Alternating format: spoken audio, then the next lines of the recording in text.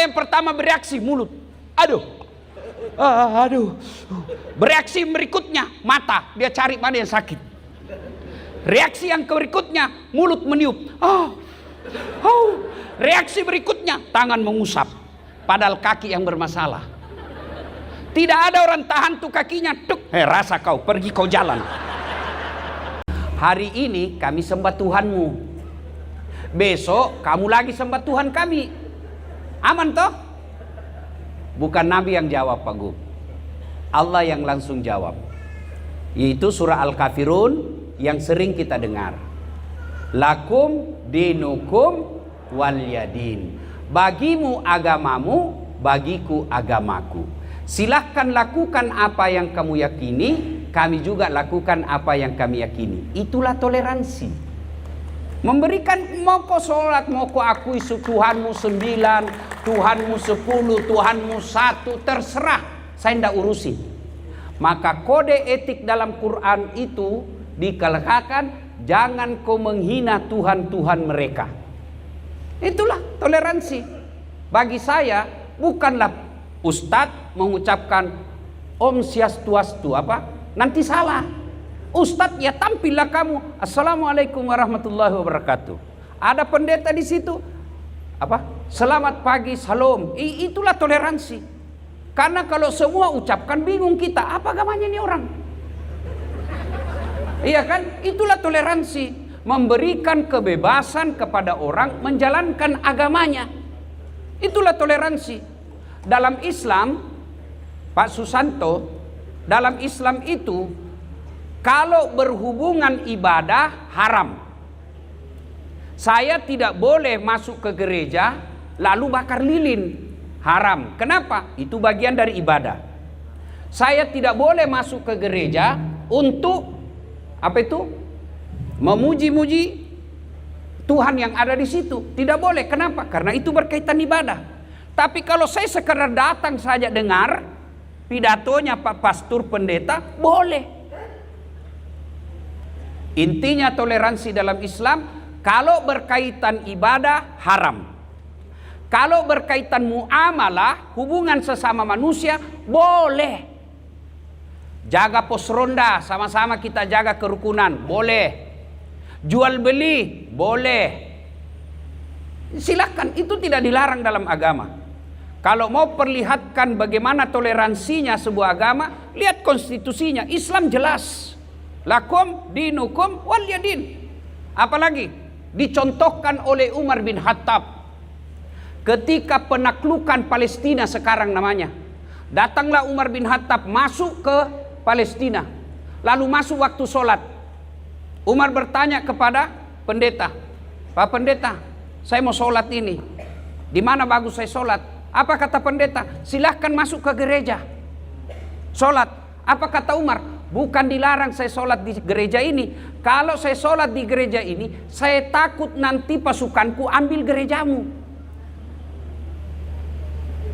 Lebih baik kau tunjukkan saya di mana tempat bagus. Maka ditunjukkanlah oleh Pak Pendeta, itu tempatnya Nabi Isra Mi'raj. Di sini, maka Nabi Umar bin Khattab perintahkan waktu itu bangun masjid sebagai monumen. Di sini Nabi Isra Mi'raj. Mau lagi lihat bagaimana Islam memperlakukan kaum minoritas. Waktu itu Umar bin Khattab sebagai pemimpin, presiden, Amirul Mukminin namanya sekarang. Ada di depan istananya Amr bin As. Amr bin As ini gubernur. Di depan istananya ada rumah gubuk, mengganggu pemandangannya rumah gubernur. Ini tidak enak ini. Masa rumah gubernur ada gubuk di depannya? Panggil Pimpro. Kalau sekarang, hati-hati Pak Gubernur. Banyak Pimpro itu salah main selisih banyak-banyak. Dan banyak penjilat di depan Pak. Siapa. Oh hati-hati Pak. Ini biasa ini yang mendorong gubernur masuk penjara Pak. Dipanggil lain kali kita bahas itu. Datanglah itu. Bagaimana caranya supaya digusur itu rumah? Kita bikin masjid lah. Alasan bikin masjid. Panggil si Yahudi, kaum minoritas. Yahudi, ya. Pak Gubernur punya program mau membangun masjid di depan sini. Jual rumahmu. Enggak, kami ganti untung. Bukan ganti rugi. Ganti untung. Misalnya kalau harga rumahmu 10 dirham, kami beli 100 dirham. Enggak mau saya, ini rumahku saya suka. Dalam hatinya kok Pimpro nih banyak juga bicaranya ini. Sudah, mau atau tidak gusur. Gusur rumahnya, Pak. Sedih nih orang Yahudi. Maka dia jalan kaki dari Mesir ke Madinah. Ketemu Umar bin Khattab. Waktu itu Umar bin Khattab, jangan bayangkan seperti presiden sekarang ada istananya. Umar bin Khattab lagi tidur di bawah pohon kurma. Tidur seperti ini. Saya bertanya, Tuan, kau tahu Umar bin Khattab? Kenapa? Di mana rumahnya, istananya? Istananya ada rumah yatim piatu. Pengawalnya, fakir miskin dan janda-janda tua. Mana Umar? Ya saya. Oh, ada Umar. Kenapa kamu? Mau melapor ini. Apa lapor? Itu Gubernur Amr bin As, dia gusur rumah saya. Kenapa bisa? Katanya mau bangun istana. Saya sudah ditawari ganti untung, tapi saya tidak mau. Dia seenak-enaknya saja. Oh begitu? Ya. Kalau begitu kau ambil itu tulang di tempat sampah. Pak Gubernur, Pak Presiden, saya bukan mau cari tulang. Anda usah banyak bicara, ambil aja itu. Ambil itu tulang. Lalu Umar bin Khattab keluarkan pedangnya. Dia gores. Dia gores itu tulang dengan pedangnya, dibungkus. Bawa kamu salam saya sama Amr bin As, sampaikan ada salam dari Umar bin Khattab. Bingung ini. Pak, saya jauh-jauh ini jalan kaki bukan mau bawa tulang. Sudah, kau bawa saja itu, sampaikan salamku sama dia. Pulanglah dia sampai di Gubernur Amr bin As. Pak Gubernur, ya, ini saya melapor dari Umar bin Khattab. Ini ada titipannya. Dibuka bungkusan itu tulang. Begitu dilihat Amr bin As, dia pegang itu tulang, gemetar dia, Pak. Jatuh, terkumpul tersungkur. Saya pura-pura, saya tes Bapak ngantuk atau tidak. Ya. Masa tersungkur saya tidak tahu, dokter ini. Dia tambah bingung ini Yahudi, Pak. Tambah bingung. Apa maksudnya nih? Saya jelaskan kau. Ini teguran keras dari Umar bin Khattab, Bapak Presiden. Apa maksudnya? Itu tulang, apa pesannya? Sekarang kamu jadi gubernur, tapi suatu saat pasti kau jadi tulang. Maka sekarang kau jadi gubernur, berlaku luruslah seperti garis yang ada di tulang itu. Kalau kau tidak mau berlaku lurus, saya pedangku akan luruskan kamu. Begitu? Iya. Panggil kembali kontraktor. Kontraktor, bangun kembali. Lalu dia bilang, begitulah keadilan dalam Islam? Iya, saya hilaf. Dia bilang, ambil sudah ini, saya bangun kembali. Itulah keadilan dalam Islam. Bapak pernah dengar ceritanya kontraktor di gubernur, Pak Gubernur? Kontraktor di akhirat. Belum pernah dengar cerita kontraktor di akhirat. Jadi kan ini kontraktor, Pak. Aku SMS antara penghuni surga dan penghuni neraka. Kata penghuni surga, bagaimana kabarmu di situ, Mas Bro? Dia bilang, nggak ada enaknya di sini, di blender terus kita. Nggak ada jam istirahat. Bukannya banyak artis di situ. Dia bilang, sudah hancur mukanya di sini. Bagaimana kabarmu di surga? Oh, mantap bro, enak di sini. Bolehkah kami jalan-jalan ke situ? Kata penghuni neraka. Boleh aja sih, tapi bagaimana caranya? Penghuni neraka kan cerdas-cerdas, Pak. Gampang. Maksudmu? Begini, kami bikin jembatan dari neraka, kamu juga bikin jembatan dari surga. Kita ketemu di tengah. Setuju? Setuju. Lelang proyek. Keluar pemenang tender. Waktu pekerjaan 3 hari, Pak Gub. Hari pertama jembatan dari neraka sudah selesai 50%. Hari kedua tuntas 70%. Hari ketiga selesai efisien dan efektif. Sampailah dia di tengah di neraka, dari jembatan neraka. Dia intip dari surga, dari neraka di surga. Kenapa belum selesai? Malah ndak goyang-goyang itu proyeknya. Teriaklah nih dari neraka, Mas Bro, kenapa kau belum mulai proyekmu? Kami dari neraka sudah selesai seperti perjanjian sampai di tengah. Apa kata dari surga? Bagaimana mau dimulai? Kontraktor, pengawas, panitia, pemborong ada semua di situ.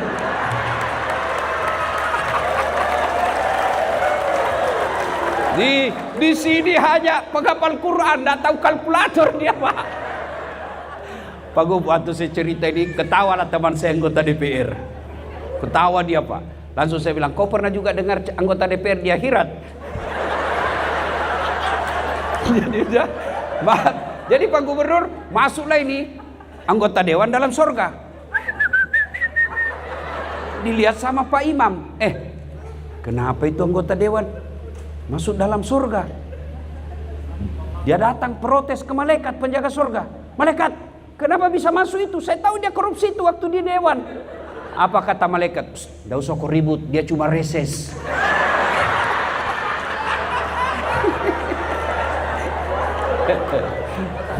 Bapak Ibu saudara-saudara sekalian, teristimewa Bapak Gubernur Papua Barat, Bapak Dr. Andes Domingus beserta seluruh jajaran dan semua yang saya hormati yang di depan semua ini. Kalau saya sebut tidak ceramah tapi namanya ngabsen.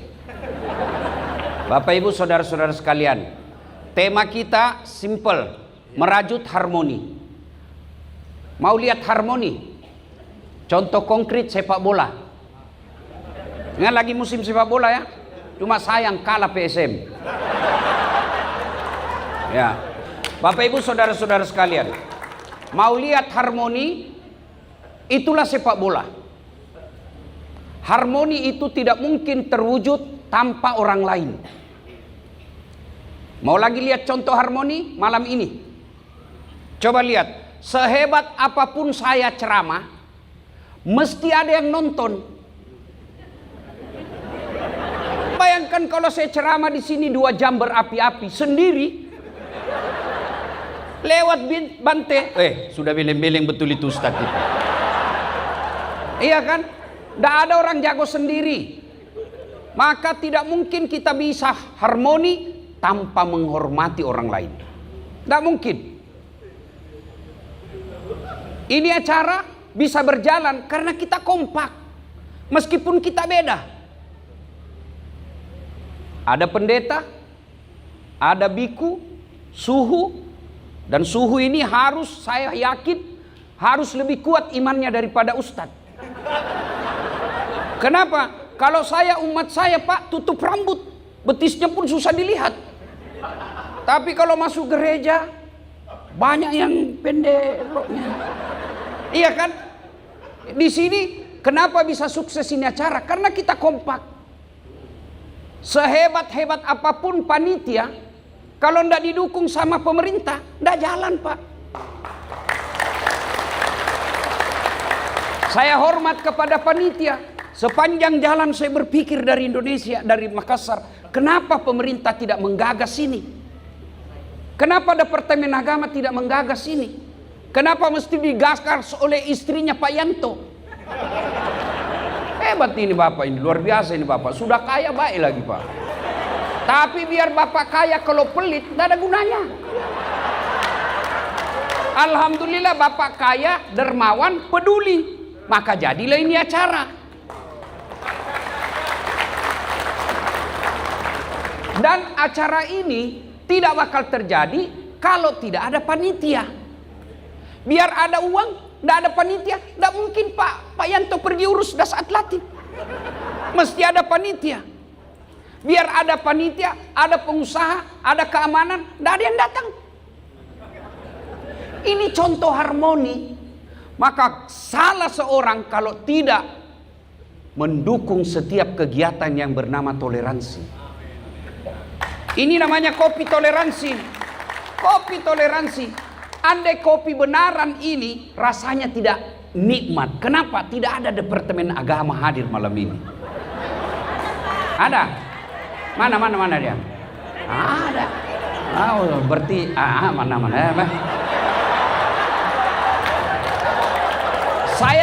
Saya tidak tahu ada karena tidak ada namanya di sini. Iya kan? Inilah toleransi. Ya. Masya Allah. Ada Pak Gubernur. Alhamdulillah. Saya dengar kabar, oh ternyata beliau kepala suku. Betul Pak ya? Biasanya kepala suku itu Pak banyak bininya.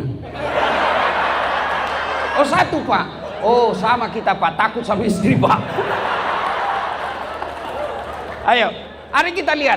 Itu poin pertama. Harmoni mesti ada dukungan. Contoh kedua, harmoni sepak bola.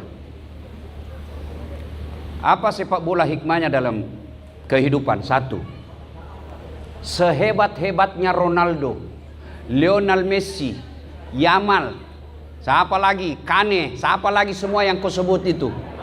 Hah? Dada. Siapa lagi lah? Biar sehebat apapun, kalau tidak bisa bengkok kakinya, tidak mungkin. Sehebat apapun skillnya, kalau Allah kasih kaki yang bisa bengkok, tidak jadi itu sepak bola, Pak. Mana bisa main bola begini, Pak? Iya toh? Iya. Maka pertama yang harus kita syukuri, kesehatan. Pak Yanto banyak duitnya, tapi kalau sudah sakit, dilarang makan gula, dilarang makan garam, dilarang makan pedas, dilarang makan nasi, dilarang makan minyak, dilarang makan daging. Apa bisa dimakan? Ubi rebus. Duit miliaran cuma makan ubi rebus. Ada orang begitu? Ada, kita lihat. Maka alhamdulillah kita ada duit, semua bisa dimakan. Tidak ada duit, semua bisa dimakan. Daripada banyak duit, tidak ada bisa dimakan. Maka kita ucapkan alhamdulillah. Bapak ibu semua punya handphone. Iya kan? Apa handphone itu mahal? Bukan, Pak. Apa yang mahal? Mata, telinga. Bapak saya kasih, Pak Gubernur, saya kasih handphone iPhone 17 Max Pro 2 tera, Pak. Gratis, Pak. Mau, Pak? Tapi begitu saya kasih langsung tuli. Rusak lagi nih HP. Berarti yang mahal bukan HP-mu. Apa yang mahal? Telinga. Allah kasih gratis. Hebatnya lagi nih telinga, Pak Gub, dia bisa bedakan mana suara istri, mana mantan.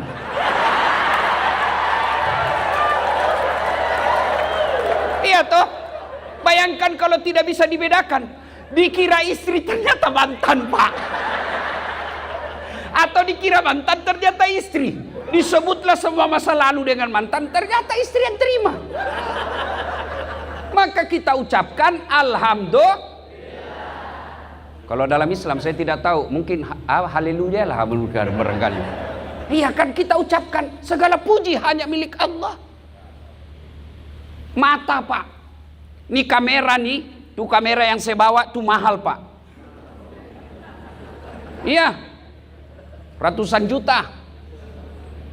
Apa itu yang hebat? Enggak. Biar Bapak punya uang harus punya skillnya, ilmunya. Biar Bapak punya uang enggak punya skill, enggak bisa pakai, Pak. Photostat. Setengah badan.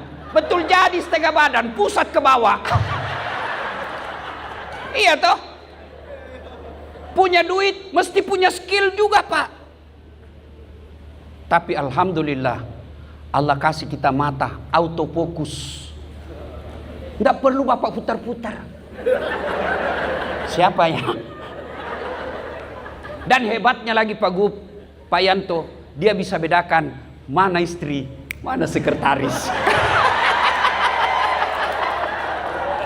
Coba kalau udah bisa dibedakan mana istri, mana sekretaris, tak tukar-tukar istri, Pak.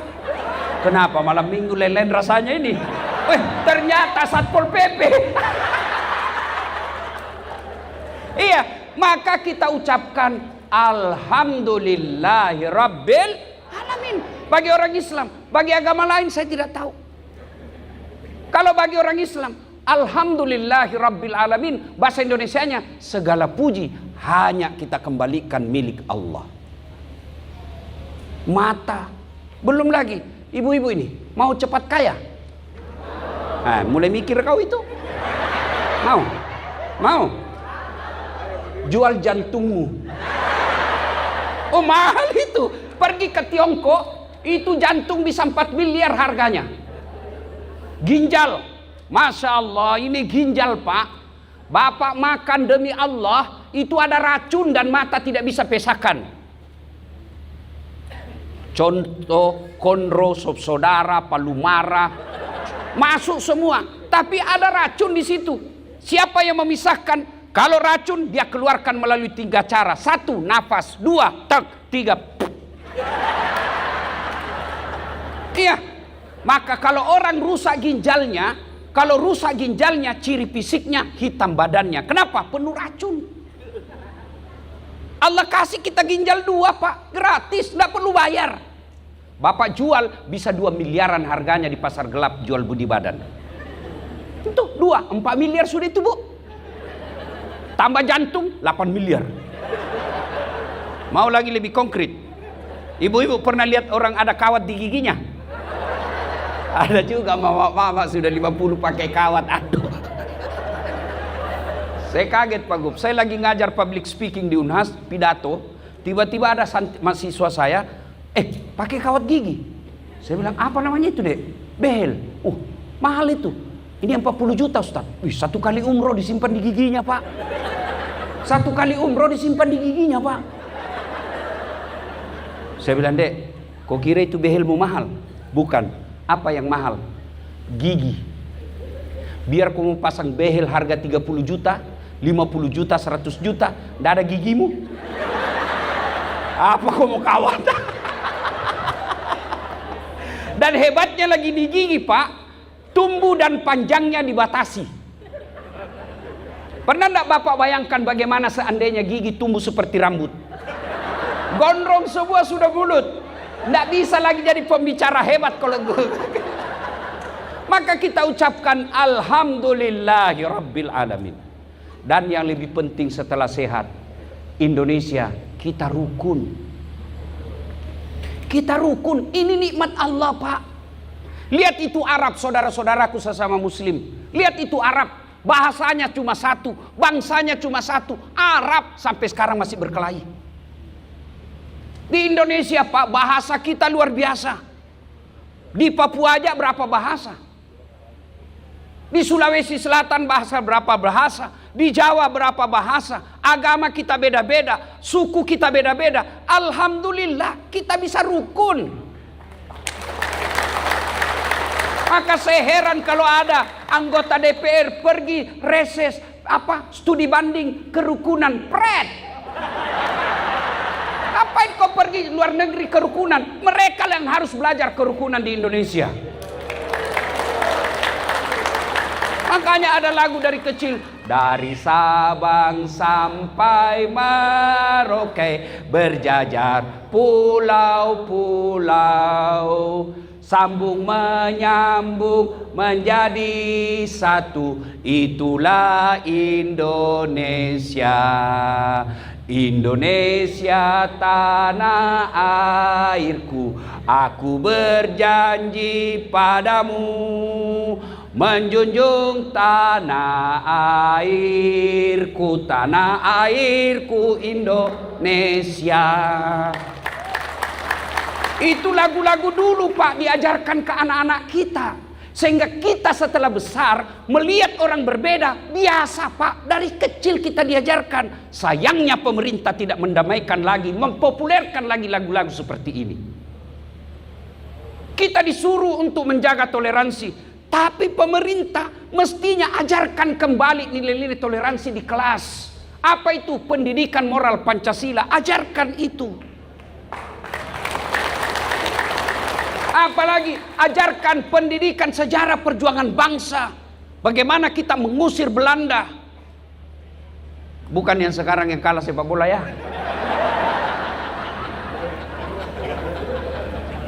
Anak-anak kita dulu, Pak, kan aja lagu-lagu kebangsaan. Garuda Pancasila, akulah pendukungmu. Kalau sekarang hilang lagu-lagu anak-anak kita, apa, Pak? Masih kecil. Aduh, tak boleh balik, tak boleh balik. Apa lagu? Apa itu tak boleh balik, tak boleh balik? Cikampek, Tasikmalaya, aku capek gara-gara dia, pret. Apa itu gunanya itu? Nyanyi pula ibu-ibunya, putar ke kiri, nona, putar lagi ke kanan. Apa sama kau dapat itu kiri kanan, kiri kanan? Apa ibu ketawa karena ibu suka lakukan juga itu? Ya, maka Bapak Ibu saudara-saudara sekalian, kita bersyukur kepada Allah karena kita sehat dan aman. Maka setiap kita wajib memelihara keamanan ini. Mari kita lihat lagi dunia sepak bola. Sehebat-hebatnya Lionel Messi, kalau tidak didukung oleh 10 temannya, tidak jago pak. Sehebat-hebatnya Lionel Messi, meskipun lawan PSM 11 orang remuk pak, hancur itu Lionel Messi pak. Artinya apa? Orang pak, kalau dia lemah, tidak jago sekalipun, kalau dia kompak pasti kuat. PSM tidak pernah masuk Piala Dunia pak, tapi coba suruh lawan Lionel Messi sendiri, remuk pak dia pak, tidak mungkin dia kejar sana lagi, sesak napas pak. Iya toh. Maka kita mesti kompak. Untuk apa? Kuat. Mau lagi lihat hebatnya itu persatuan? Coba lihat itu. Ini jari-jari. Kalau dia sendiri pak, apa yang dia bisa lakukan? Paling jari kelingking. Apa? Seksi kebersihan. Tapi kalau dia kompak 5, jaga. Kau ganggu istriku, saya tinju kepalamu. Maka kompak pak. Kekuatan kita di Indonesia persatuan. Itulah sebabnya pendiri Republik Indonesia ini menulis dalam konstitusi kita, disebut pembukaan undang-undang dasar. Di alinea terakhir ada 5 panca, namanya Pancasila. 5 di antara Pancasila itu, yang ketiga persatuan Indonesia. Saudaraku kaum muslimin, kalau ada yang mengatakan ini Islam Indonesia ini negara togut, sini saya ajarkan kau bagaimana Islam di Indonesia. Kita bersyukur di Indonesia. Coba lihat saudara-saudaraku kaum muslim, tidak adalah kenyamanan nikmat beragama seperti di Indonesia. Kau di Malaysia, di situ ditulis Malaysia adalah kerajaan Islam. Asasnya apa? Berdasarkan mazhabnya Syafi'i. Kau mau ceramah, belum tentu kau bisa ceramah kalau tidak ada izin dari negara.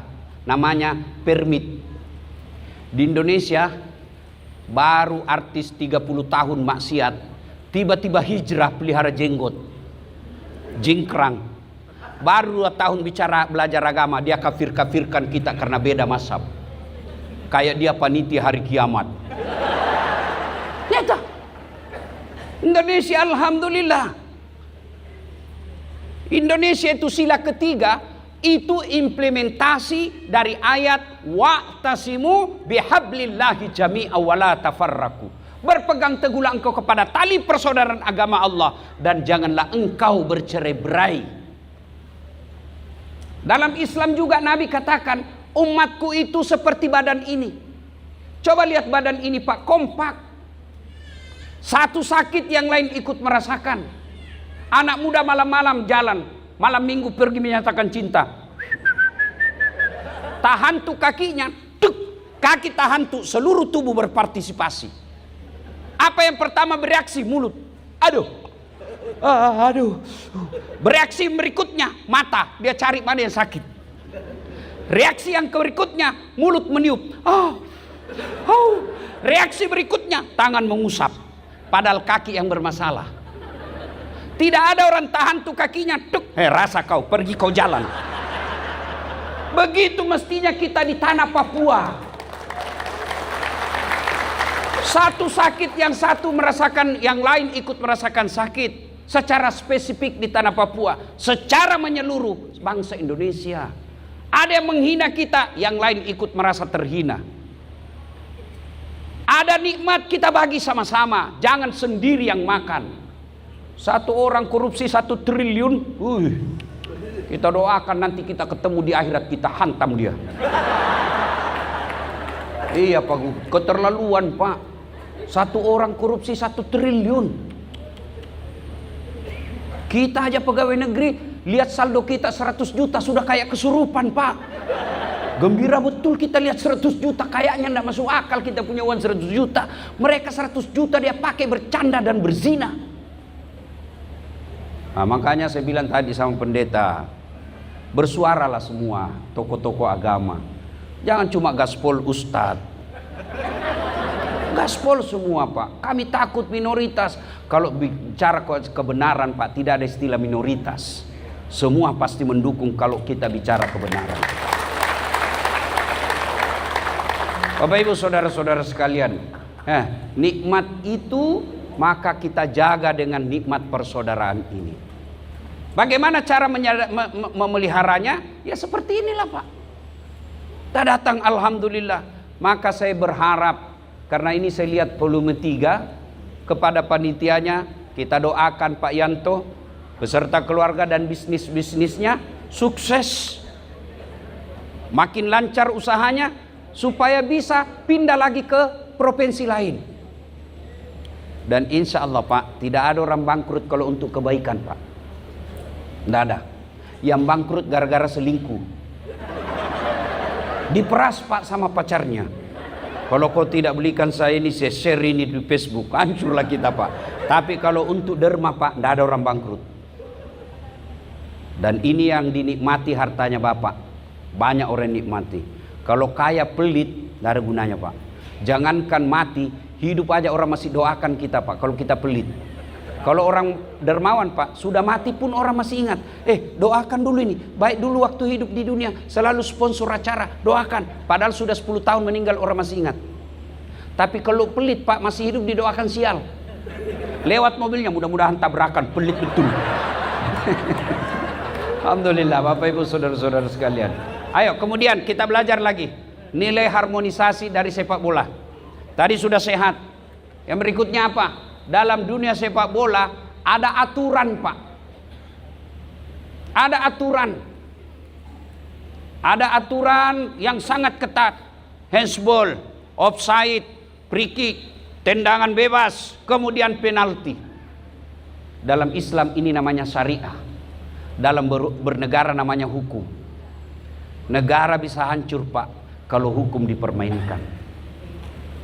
Maka kita ingatkan para aparat hukum, kamu boleh mempermainkan hukum di dunia, tapi kau tidak mungkin bisa lolos di akhirat kelak. Sayangnya banyak penegak hukum tidak percaya akhirat.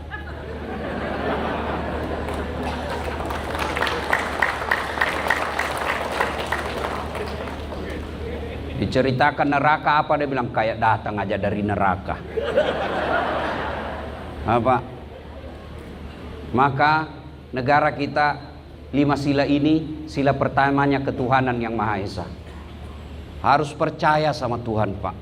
Bayangkan kalau aparat hukum tidak percaya sama Tuhan, dia bisa gunakan hukum untuk menyiksa masyarakatnya.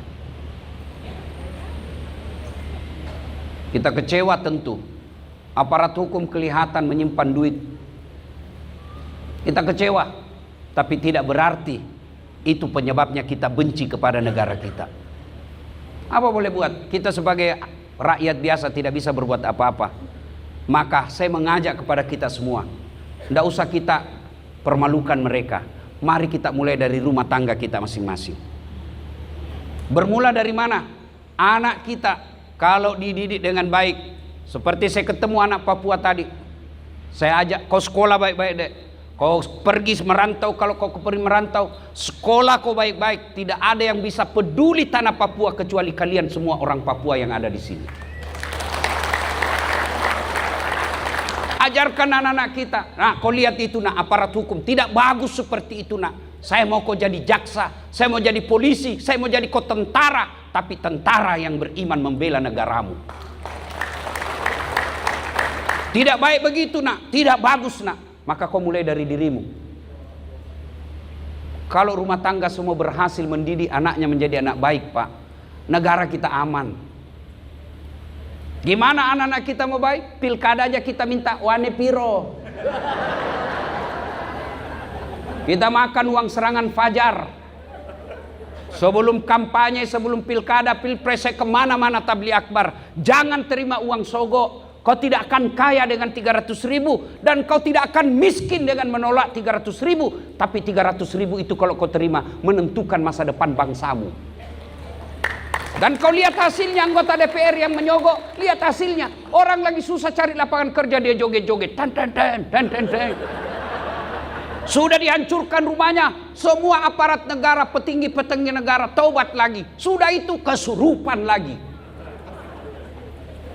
Maka kita mulai dari rumah kita masing-masing. Bapak-bapak, mulai dari diri kita masing-masing. Pemilu adalah modal utama mendirikan negara ini.